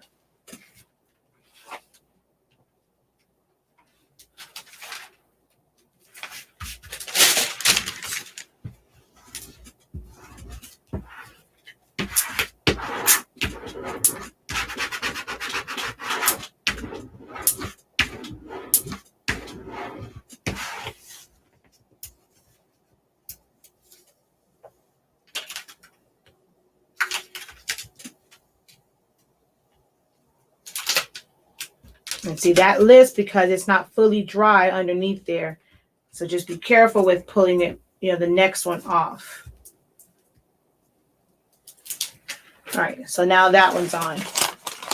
Oh, I'm sorry. Why y'all didn't tell me I put that right in front of the camera? I'm so sorry.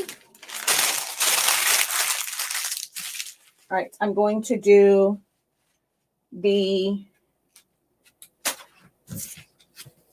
pink layer next, only because it's right next to it, and then that will help me do the magenta layer. I mean, the cyan layer.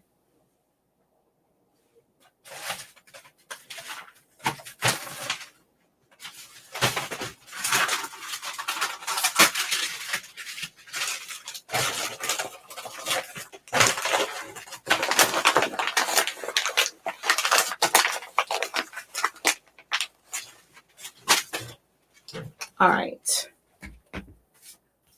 So this one is wet, so I can just take this whole backing off because this is on the paper one, and I can use the wet method for this one.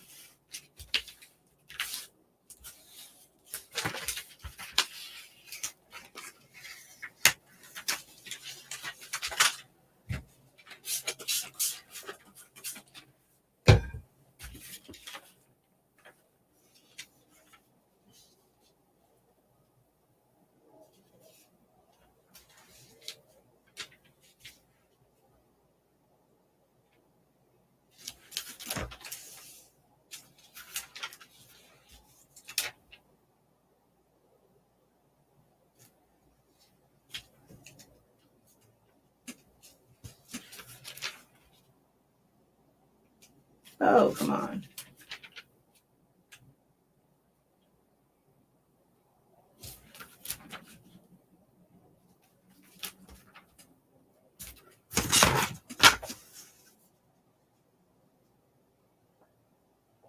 Haha, it was right on the money. This one is up a little bit higher though.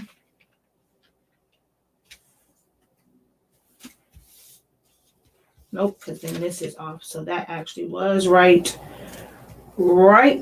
there.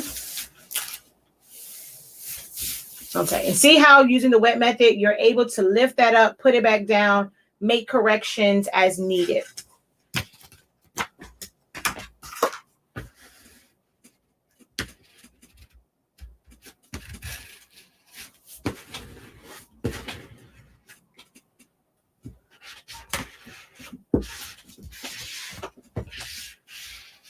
Look at all that fluid that came out of that one.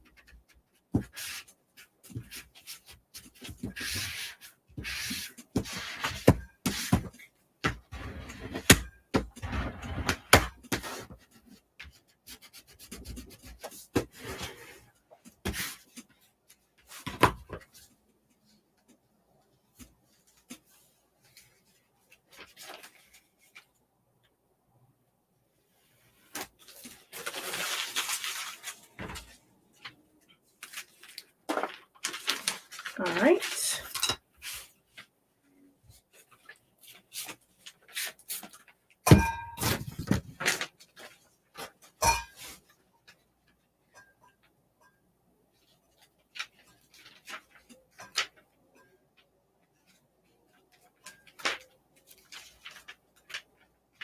Now this is dark, so it's a little bit harder to see through where this should go because this dot, the drip, is dark. So it is a little bit harder to see if that's lining up, because that was like my indicator of where to put this. But it is a little harder to see that one, and that looks like it's too close.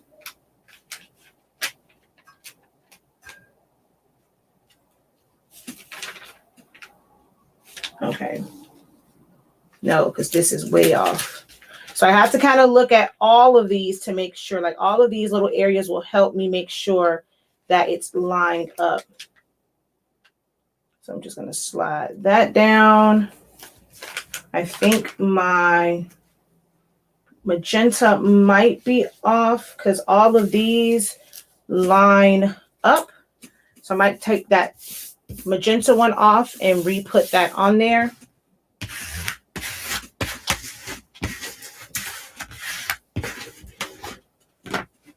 Let me lift. Ooh, wait. Forgot I can't lift this up until it's down. I don't want that to set too long. I want to move that drip, that magenta drip.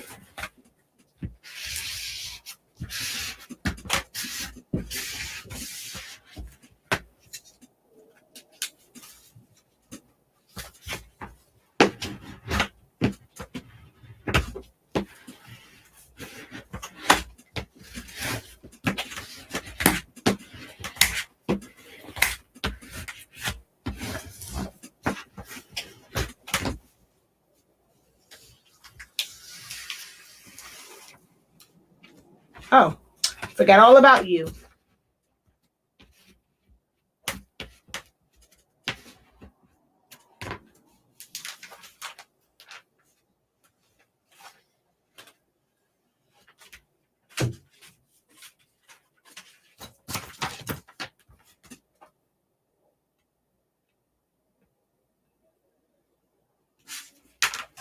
And so I'm going to spray it to help me lift it without stretching it. I'm peeling it little by little, and that doesn't affect the adhesive. This will stick back again. I'll just have to apply some pressure to it. So we're going to put that where it actually should be. I think this one might be a little bit low as well. Nope, actually that's perfect right there. I'm going to use this side to help me push that fluid out. I have to hold it because it's a really small piece, and just help push that out so that it will dry and adhere to that part. So the last one is the K in the 2021, which I have to put my comma back on this one.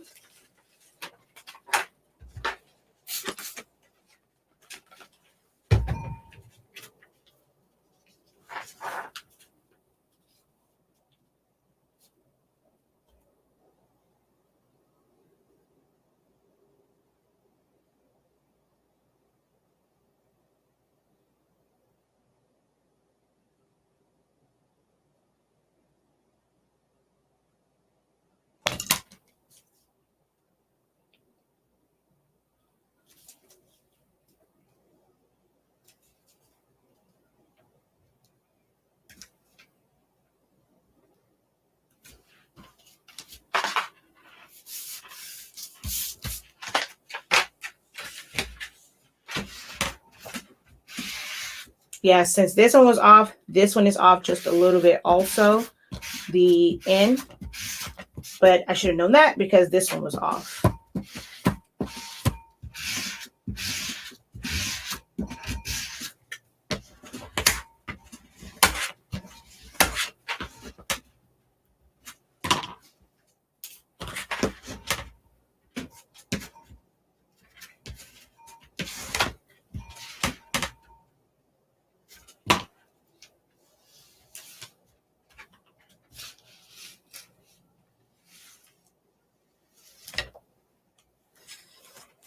So I do have to go back in at my comma. I could lift this up and fix it. My magenta is a bit off because this is a bit off, which is why this was off. So this is slightly off, but I can go back in and fix that. But the fact that it's for me, overall, it is still quite amazing.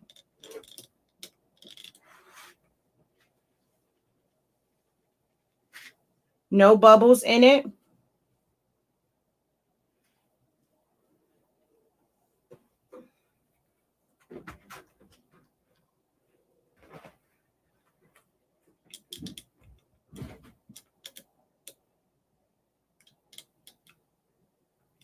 And so I can put my stakes in this and sit it outside. It can be a door hanger. It can be a number of things. Yes, you can do a floor decal as well. Now, with floor decals, what I would recommend, I'd like to do what's called a quick release. I have a video where I did do one. I like to put clear 651 underneath. So I would layer the colored vinyl on top of a piece of clear that I did an offset. So that way, when it's time to lift it up, you just take the clear one and lift it up and it all comes up as one piece. Because if you put this down as a floor decal, you're going to have a scraper and take off each individual letter. And I charge more when it's a quick release. I charge more for that because I'm making it where it's easy for them to take it up. Or if they just want to pay just the regular price, they're going to pay for just the vinyl. And then they'll have to use a scraper to scrape all of those individual pieces up.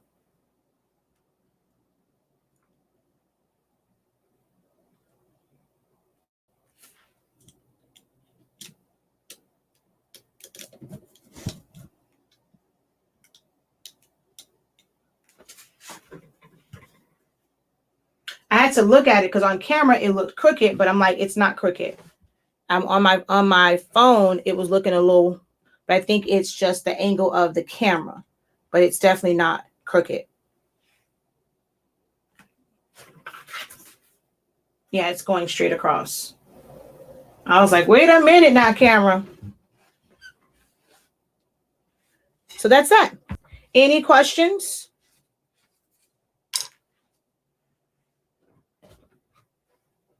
I just have to put that back. I don't know if I cut it, but I weeded it off. I have to look at the cut. And then if I did, I'm going to have to go back and find where the comma is, or I will have to cut another one.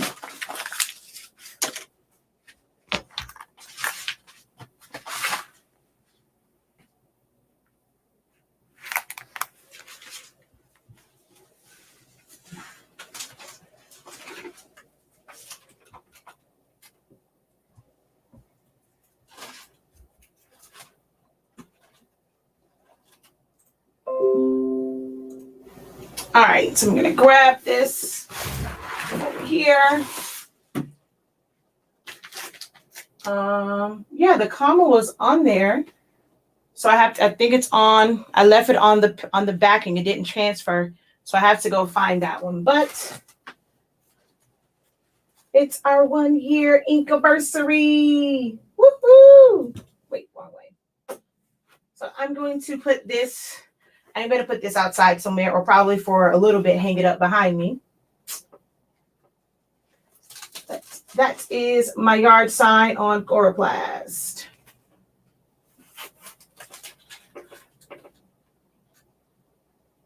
Yes, so I don't have the H stakes in here, but it's H stakes that you put in the bottom of this. I don't have any in the office. They're big, so I didn't bring any in here, but it's metal stakes that looks like an H, and you put them through the flutes and then just have it stand up. I'll take a picture of it. Once I have it in the yard, I'll take a picture of it.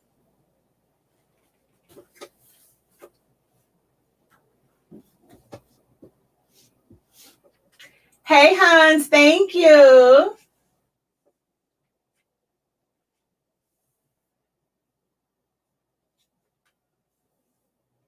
Thank you, thank you. Thank you. Thank you. Thank you. All right, so if there are no questions, I'm going to go and take some pictures. I'm going to put my stakes on it and take some pictures of this in the yard. And then I'm going to take it, well, once I put my comma back on it, and then take it out of the yard and probably put it up behind. Ooh, look at that. Yay. Okay, wait, it still, okay, I may have to fix this. It does look on that one. I don't know, maybe it's my eyes, because it doesn't look crooked when I'm looking at it, but through the camera, it looks crooked. I don't know. It looks weird.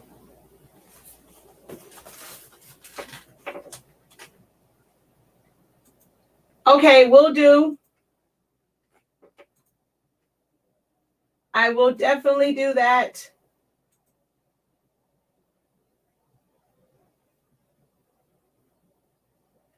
Oh, I don't know if the Best Uni is friends with you. Best Uni did that. Oh.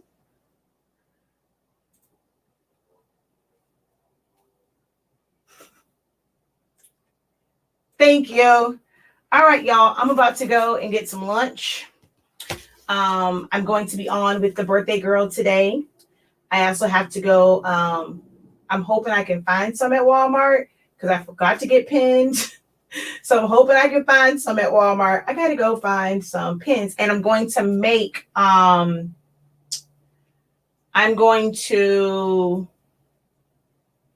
decal for my pen that says HS ink, so I can put the vinyl on there after it cures. So yeah.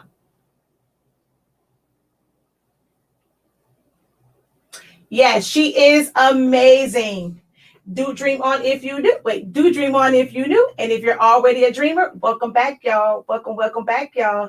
Love me some Shanita Nicole.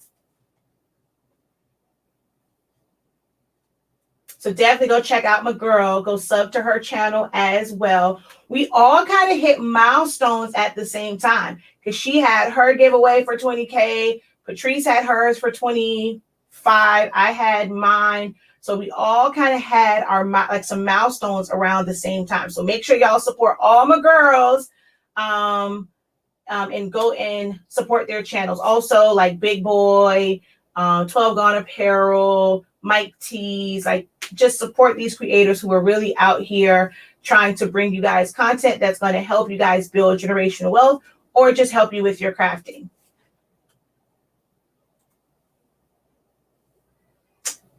I know it, girl. Don't be laughing at me. I know I fumbled a little bit. I don't see how you say it like that. Like, it's so many. Do dream on if you're new. And if you're already a dreamer, I always get tongue-tied on that part. All right, y'all. I'm going to go get something to eat. I love you guys dearly. Thank you so very much for watching. Don't forget to share this out. Come back to this video. There's a couple different ones in there. I'll have my person that, she goes back in and she does the timestamps for me to make sure, I put on there if it was a wet method, if it was the hinge method, That way you guys can come back to this one until I make another one like that's just on the Hinge method, just on wet method. But definitely come back to this one when you're making your graduation signs, your birth announcement signs, your business signs for yourself. Don't forget about that. What did we talk about yesterday? Well, yesterday, day before yesterday, being a walking billboard or just being a billboard. Go get you some chloroplast, put a yard in your sign, because you have potential customers that walk by your house every single day. If they're walking by, they're driving by, your neighbors are there, like your neighbors around you can see it. If you're like me, you own a corner lot, put one on each side so that they can see it from all sides. But you guys have money right in your neighborhoods, 2-3 blocks ahead to the northeast, southwest. There are potential customers there that have different events all year long. And then what do they have?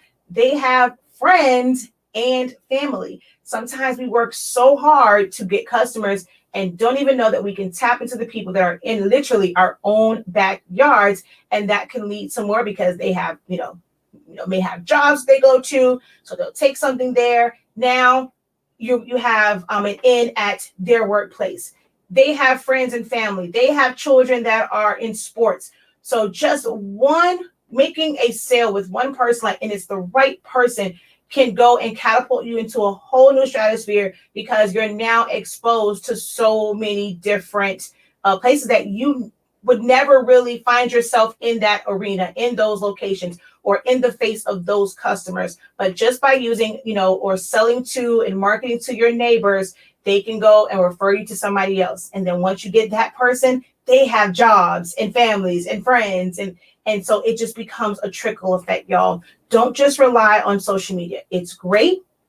Don't get me wrong. It's great. It's kind of like that instant gratification, and that those instant look at your site, your products, and what you have to offer.